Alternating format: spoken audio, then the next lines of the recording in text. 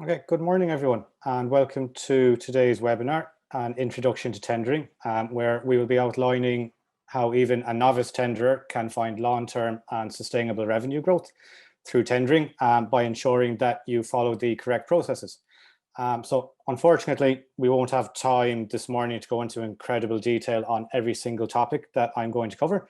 There will be times when I just give a quick overview of a particular subject.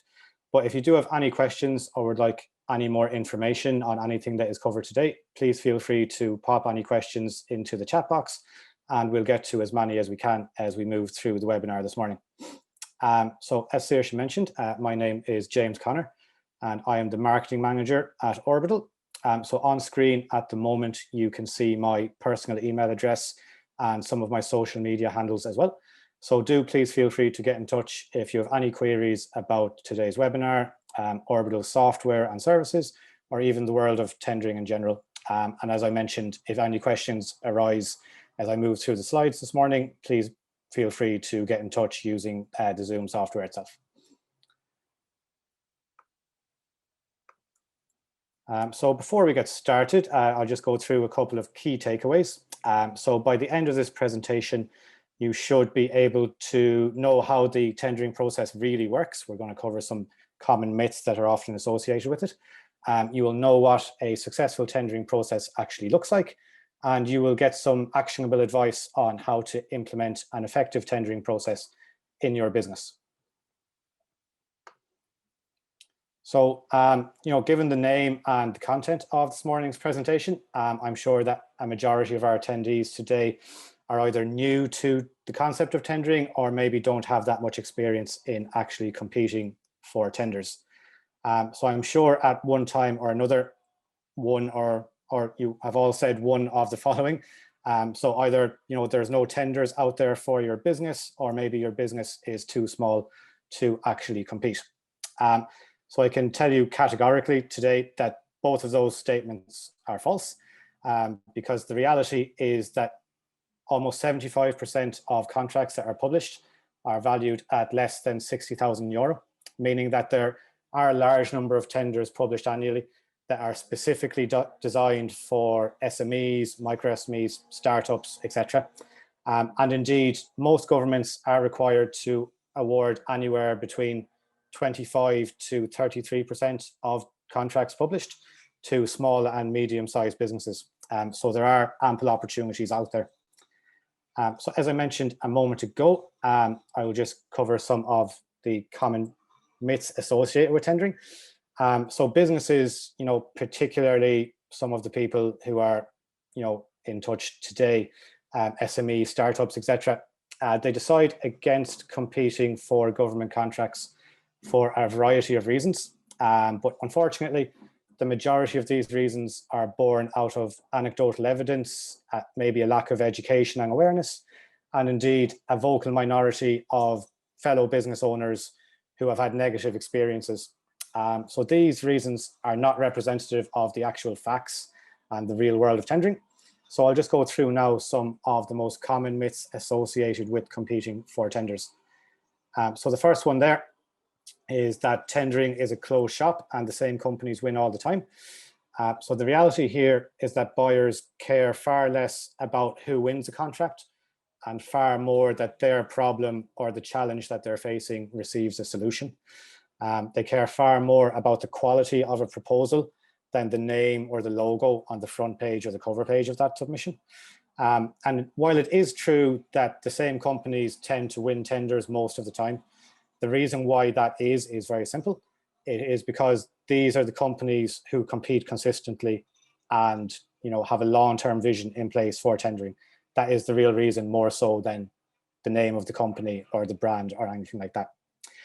The second myth that I've included here is that buyers only want the cheapest solution that they can get. So this is probably the most popular myth around the world of tendering from people who are looking from the outside in. That every competition simply boils down to who can supply a contract at the lowest price. The reality is that cost is the very last reason you would ever lose a competition. So when a tender is published, the buyer or the contracting authority will have a budget to work with. That budget will be approved. So they will not be particularly motivated to spend less than that amount if they don't have to.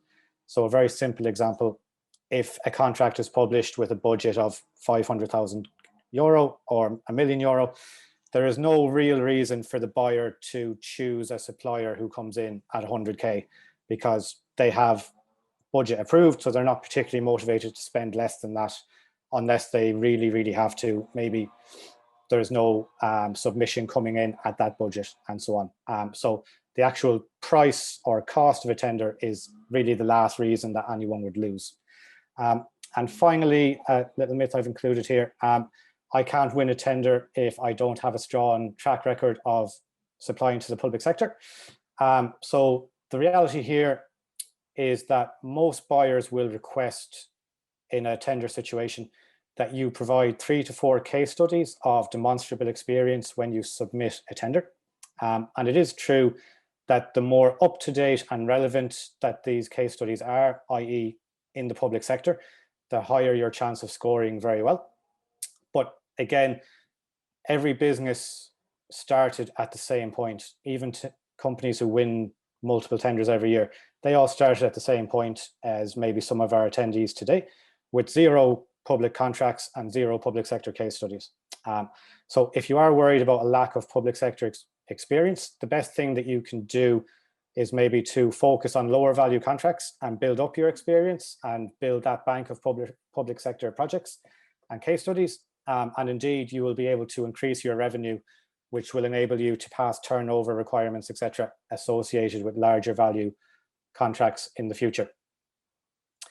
So now that we have a better understanding of the tendering landscape, we'll move on to how companies can actually go about implementing an effective tendering process and to start finding success with some of the contracts that are out there. So what does a successful tendering process look like? So the inconvenient truth in a lot of ways about tendering is that it is hard. It takes a lot of hard work. It takes a lot of dedication to compile a tender submission, and there is no guarantee of success. Even here at Orbital, we never guarantee our customers on any one contract that they're going to win.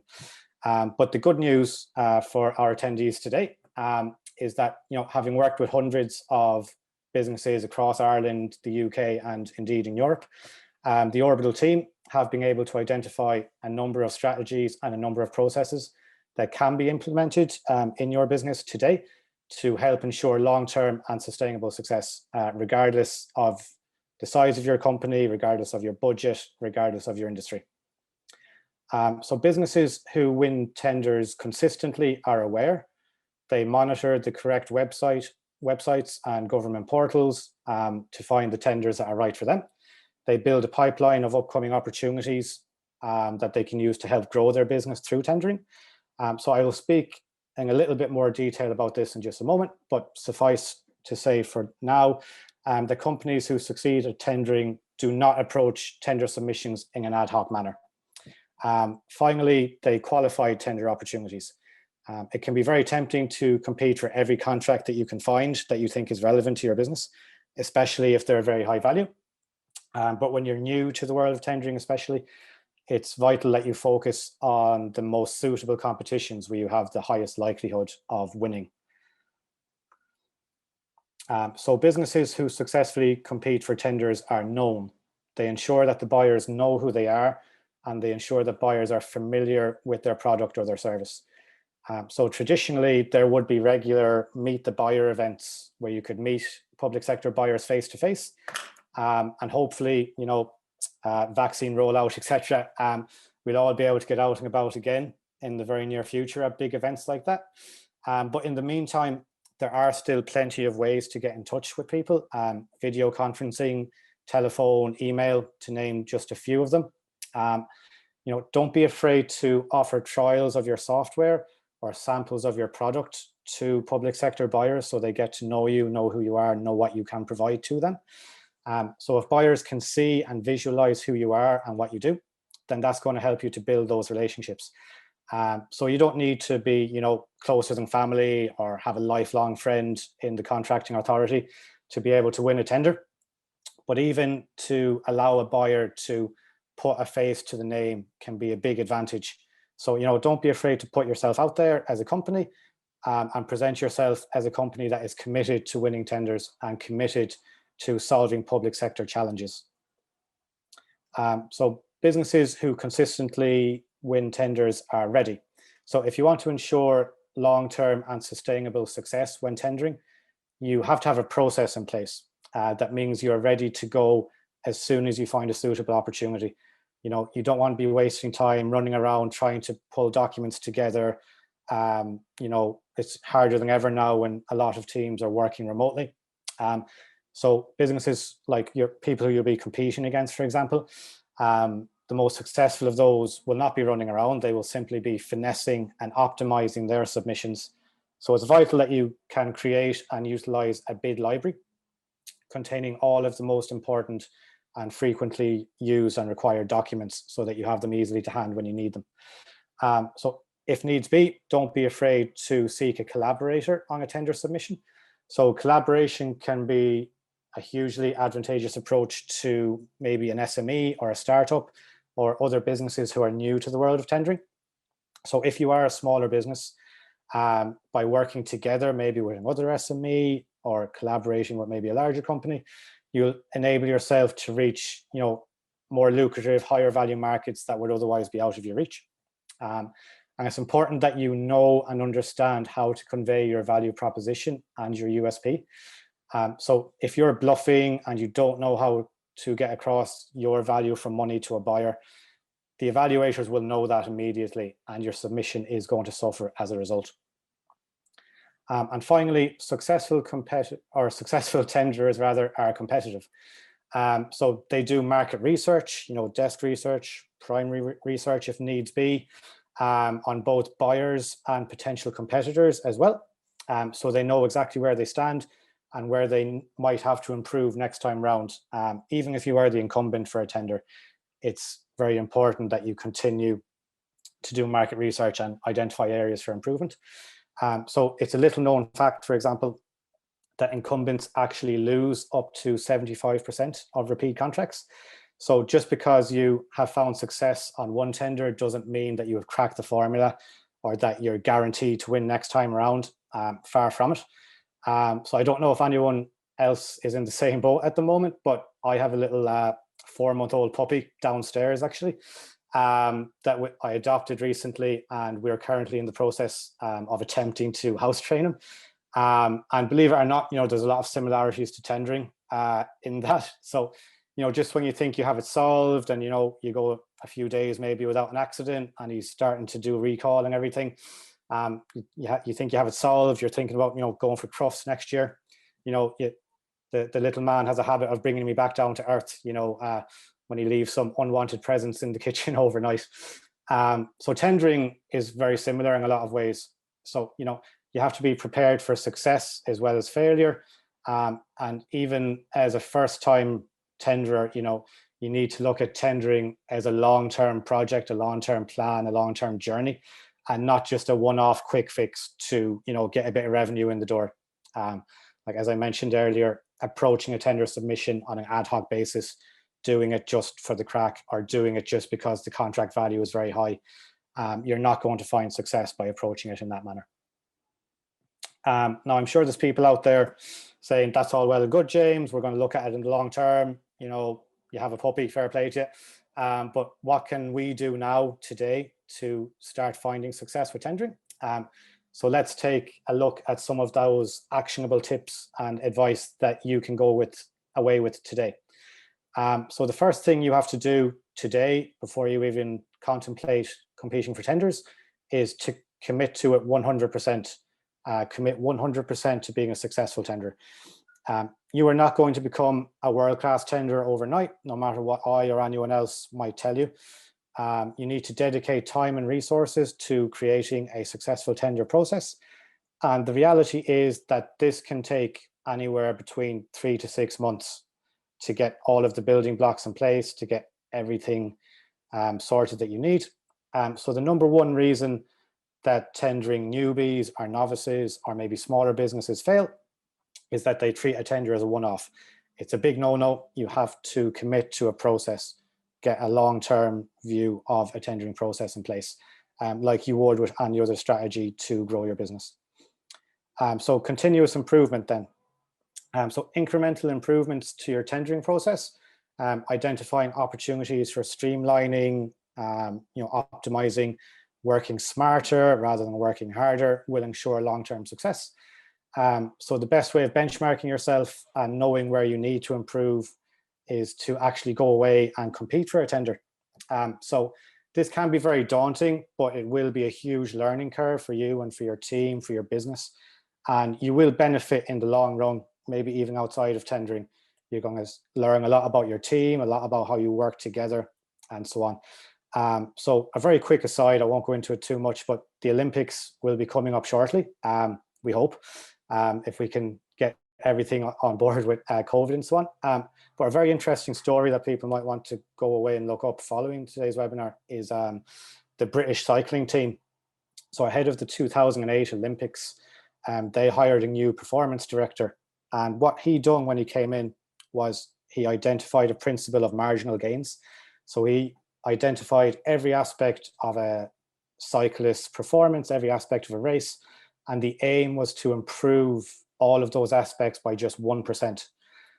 So that sounds maybe a little bit anal, maybe a little bit mad, but by approaching that, the cycling in an approach of marginal gains, they were able to set multiple world records at the 2008 Olympics. They won 60%, I think, of the gold medals that they actually competed for in the next games. We had people winning the Tour de France and so on, in the following years. So it really was an incredibly successful approach to continuous improvement. So tendering is the very same. So by going out and competing for tenders, you'll learn what you're good at, you'll learn where you need to improve. And maybe, you could take that 1% approach as well moving forward. Just get 1% better at everything every time. And you'll find that you win far more tenders than you lose. So moving on then to qualifying tender opportunities. So as I mentioned earlier, it can be very tempting, especially at the start of a tendering journey, to compete for every single tender you can find. But this scattergun approach, as I would refer to it, that's not recommended. So by qualifying opportunities and focusing what are typically limited resources, even in a huge company, resources are limited and man hours are limited and so on, only on the most suitable contracts, we have the highest likelihood of success. You can greatly reduce your overheads and also increase your chances of success as well. So another little stat there that we like to share with people, businesses who take the time to implement a bid no bid decision-making process win on average 30% more contracts than those who don't. So taking the time to qualify tender opportunities really is worth your while. And then being realistic. So similar to qualify opportunities, you need to be realistic about the tenders that you're actually capable of winning, particularly if you're new to the world of tendering, or maybe if you have a small turnover, if you're a startup, for example. So a low turnover will limit the contracts that you're even eligible to compete for, as each contract will have a turnover requirement, and this is a pass-fail criteria. So you'll either hit the turnover requirement or you won't. So in addition to things like budget and case studies, etc., you also need to consider the scope of the project itself and whether carrying out the actual contract will stretch your resources and maybe adversely affect other areas of the business, other projects you're carrying out, etc. And finally, for the moment, we have use technology. So the reason that we recommend that people use technology is that the tendering process is typically very similar all over the world. And indeed, from competition to competition, the things that you require, case studies, employee CVs, etc., tend to repeat themselves. So it does make all the sense in the world to utilize technology to reduce the time and the money and the effort that goes into collating your tender submissions. So Orbital, for example, is a full end-to-end bid management platform.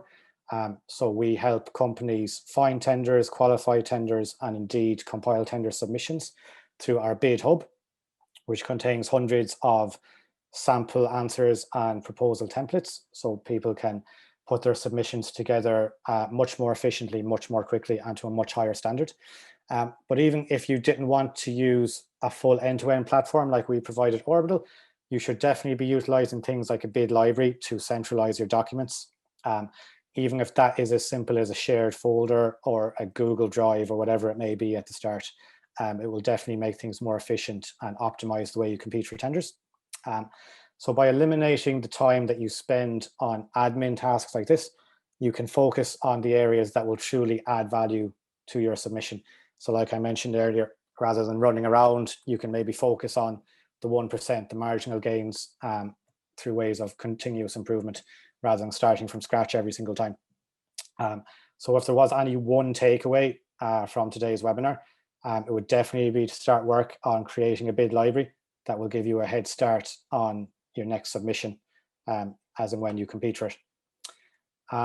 So now, as you will have gathered from today's webinar and the amount of times I've mentioned it, here at Orbital, we truly view tendering as a long-term project and a journey for businesses and the customers that we work with. So it can be easy to become frustrated and disheartened with tendering. But even the most successful tenderers started at zero, as I mentioned. We all started from the same place. There's a very famous saying that I will paraphrase so I don't destroy it. Every master was once a novice. Every professional was once an amateur. We're all starting at the same place. So you need to approach tendering with a positive attitude. You need to expect that there will be peaks and troughs throughout the process. But by following the correct steps, you can help ensure long-term and sustainable revenue through tendering. I just noticed my battery is getting low. So I just pop in a charger here, excuse me, so we don't lose everyone. So you'll see on screen at the moment that I've included what I think is a very handy little diagram of a long-term approach to tender success. So the first steps being to find and qualify suitable opportunities for your business. The next is to complete the tender submission itself. And then a hugely important step, regardless of whether you win or lose, is to carry out a post-bid evaluation to identify what went right, what went wrong, where you can improve and optimize things next time around. And this will help to inform your next step of reviewing your existing processes. So simple things that you can do, like maybe do you need more team meetings to catch up and see things where everyone is, or maybe fewer team meetings. Like I'm sure we're all sick to death of Zoom calls at this point in lockdown. Maybe reevaluate the makeup of your bid team, who's working with who, etc. Now I could do a full hour webinar on this slide alone, so I can't go into too much detail as we are rapidly approaching 1 o'clock. But if you do have any questions about this or any other aspect, make sure to pop them into the chat or get in touch with myself directly. So before we move on to some of the questions that are coming in, I just want to take a moment to discuss Orbital and what we do here at Orbital in a little bit more detail. So at Orbital, our goal is a very simple one. It is to enable sustainable revenue growth for all businesses by increasing their competitiveness when they're bidding for contracts. So Orbital customers increase their competitiveness by adopting a growth roadmap. We create a unique roadmap for each of our customers based on their individual needs, which embeds our unique proposal tools through our software, best practice strategies, and a library of high scoring templates and model answers, as I mentioned earlier. So on screen at the moment, you will see a sample of some of the companies that we work with across Ireland and the UK. We also have clients across Europe, as far away as Lithuania, and in the United States, for example. So unfortunately, for a number of different reasons, I can't get into specific details about any one company or any one competition that we compete for at the moment. But I have included some key stats about Orbital and about our client base. So we have worked with more than 500 different businesses on bid competitions. So that's both public and private sector. Orbital customers reduce the time they take to actually compile submissions by up to 40% using our software. And the best practices and the learnings, the model answers, etc., have come from the fact that we have enabled Orbital customers to compete for more than 5,000 tender competitions across Ireland, the UK, and Europe. So the learnings from all of those competitions now inform us on our model answers. We know what buyers value, we know what resonates with buyers, etc. But what I can share with you, and I'm delighted to do so, is that Orbital enabled our clients to secure more than 30 million euro in new revenue in 2020. Now, I'm sure I don't need to remind anyone today just how challenging 2020 was for businesses all across the world. So a massive congratulations must go out to our customers for their performance last year, and to the Orbital team, indeed, for all the hard work they've done in helping to enable that success. So I've included my personal email address again on screen. So if you do have any questions about any aspect of today's presentation, how Orbital works, our services, or just the world of tendering, please do feel free to get in touch. We're also active across social media, LinkedIn, Twitter, Facebook, Instagram, even YouTube. So if that's your preferred medium, then please do make sure to follow and like our company pages, get in touch. The team would be delighted to hear from you.